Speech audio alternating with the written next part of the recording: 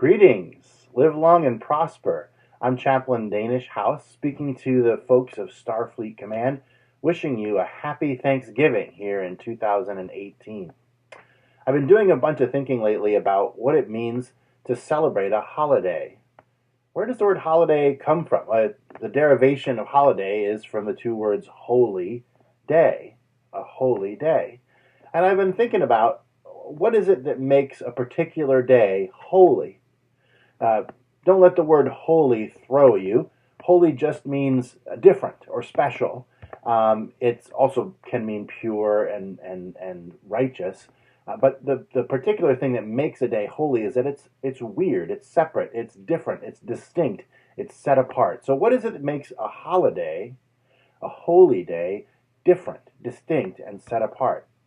Now, I'm going to be speaking from my religious tradition, the Christian religious tradition, and actually also the Jewish religious tradition. But this, I think, is applicable to folks of any faith and folks of no faith. I hope it's a blessing to you. But the passage I want to look at is out of the book of Exodus in the Bible, Exodus chapter 20, verse 8 and following.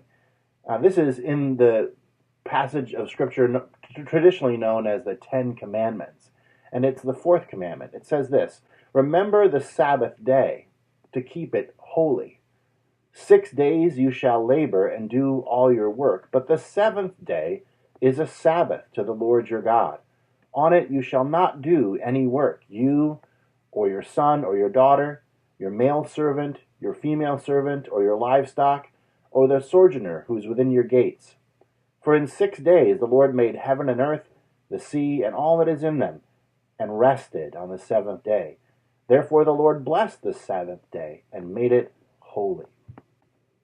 This is a description of a special day, a special holy day that Christians and Jews celebrate each week, a Sabbath day, a day off, a day of rest. But I think the principles apply to any holy day, any holiday. There's four key things that I think it's saying here about what makes a day a holiday. First is that you need to stop. Stop doing the things that you normally do, right? It says here that the seventh day, the Sabbath day, is a day to do no work.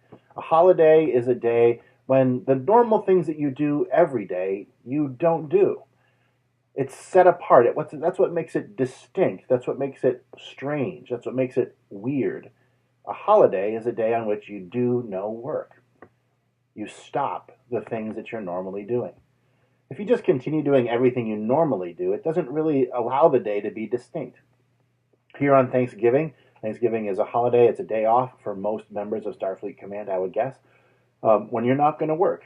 Instead, you're going to gather together and have some special things, have some things that you don't normally do. You may gather together with your entire family. You may enjoy a large meal. Whatever it is, you're stopping from the normal pace of every day. That's the first thing. In a holiday, you stop. The second thing is that you rest. I'm just going to do sort of a flat musical rest here as my hand motion. You stop and you rest. The passage says that on the seventh day, God rested from his work. And he commands his people not to work on the Sabbath day. It's interesting, actually, in the Bible, it says that God created the earth in 7 days. He created humanity on the sixth day. And the seventh day was a day of rest. So, according to that story, the first day that human beings were alive was a day of rest, not a day of work. The God of the Bible encourages rest as the start of our labors.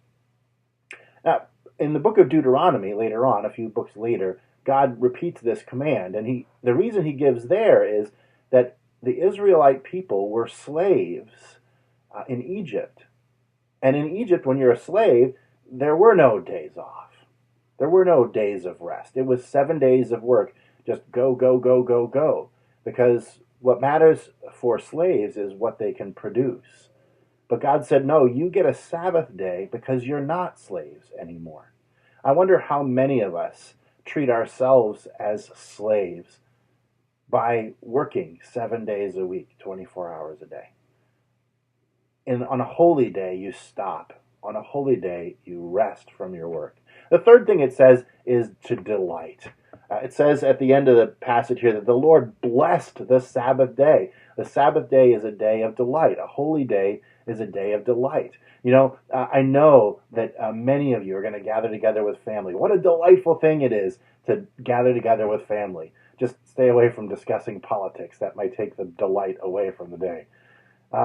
But no, yeah, you're also going to celebrate a wonderful meal, probably. Yesterday I baked a pumpkin cheesecake. My daughter baked an apple pie. We got a turkey in the oven right now. I'm looking forward to this feast that we're going to enjoy. Delight. We're going to play board games here at the household. We love to play board games today. I don't know what we're going to play. Probably going to play Scythe is my guess. The brand new game that we got. I think we're going to play Dominion is a likely comer. We might also play Seven Wonders. We love to play board games. That's one of the things that my family delights in. What does your family delight in? On a holy day, on a holiday, we stop, we rest, we delight. And finally, God says here, we contemplate. We contemplate. Look at what it says here. It says that the seventh day is a Sabbath to the Lord your God. A Sabbath to the Lord your God. Now, like I said, this I think is something that is applicable to people of any faith as well as people of no faith. Contemplate. Contemplate the things that you're thankful for. Contemplate to whom you're thankful for them. In the Christian tradition, on Thanksgiving, we give thanks to God for the many blessings that God has given us. But I know that folks of every tradition are grateful. Who are you grateful to? Offer that thanksgiving to those whom you're thankful to for the things that you've been blessed with. It's the seventh day, the holy day, is a day to contemplate. I'm delighted that it's Thanksgiving. I'm delighted it's a holiday. We can spend time stopping, resting, delighting, and contemplating.